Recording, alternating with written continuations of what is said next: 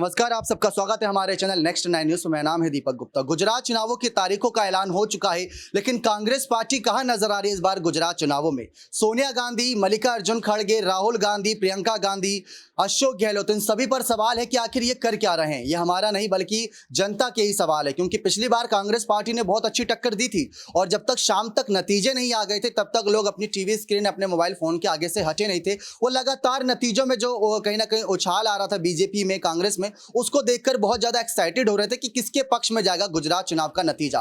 तो इस बार भी यही सवाल है कि अगर कांग्रेस पार्टी है तो नजर क्यों नहीं आ रही। गहलोत की तारीफ खुले मंच से पीएम मोदी करते हैं, लेकिन सोनिया गांधी का नहीं अता पता है। सोनिया गांधी को हिमाचल चुनाव में नंबर 1 पर स्टार प्रचारकों की लिस्ट पर रखा गया है।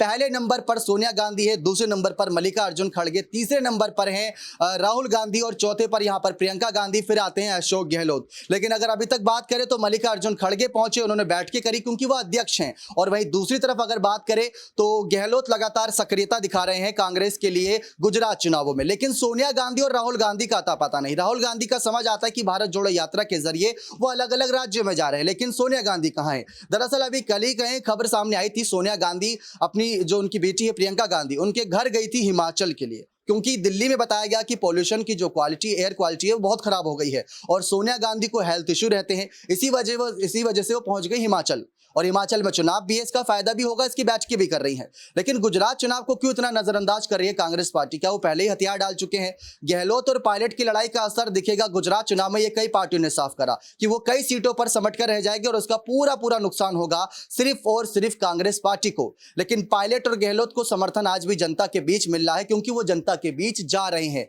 सोनिया गांधी की अगर बात करें, उन्होंने जब अध्यक्ष पद से उनका इस्तीफा हुआ, मल्लिकार्जुन खड़गे ने अध्यक्ष पद संभाला, तो उसके बाद सोनिया गांधी को लेकर यह साफ बात कही गई थी कि कहीं ना कहीं सोनिया गांधी ने खुद कहा था कि उनके कंधे से बोझ हल्का हो गया बहुत।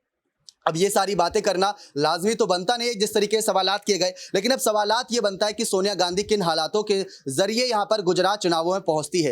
राहुल गांधी भी भारत जोड़ो यात्रा के क्या रुख इस तरफ मोड़ेंगे, क्योंकि 1 और 5 तारीख को 2 चरणों में चुनाव होना है। उससे पहले जितनी जी जान लगानी होगी, क्योंकि लोकसभा चुनाव में भी कई सीटों को उनको अपने हाथ में करना है, गुजरात से भी, तमाम राज्यों से भी। तो विधानसभा सीटों पर जो असर आएगा उसका भी देखना बेहद दिलचस्प रहेगा। तो ये अपने आप में एक बहुत बड़ा मामला है कि राहुल गांधी और सोनिया गांधी गुजरात कब पहुंचते हैं, और पहुंचते हैं तो उनके पहुंचने से क्या नतीजे में कोई बड़ा उलटफेर आएगा। एक जानकारी तो यह भी सामने आई थी कि गांधी परिवार को इस बार चुनाव से दूर रखा जा रहा है, ताकि सिर्फ कांग्रेस पार्टी ही अपने आप को साबित कर सके। अब देखना दिलचस्प होगा कि यह मुकाबला क्या त्रिकोणीय रहेगा या बीजेपी इस बार भी आसानी से बाजी जीतती नजर आएगी। अपनी राय कमेंट सेक्शन में जोड़ दीजिएगा। बहुत बहुत धन्यवाद।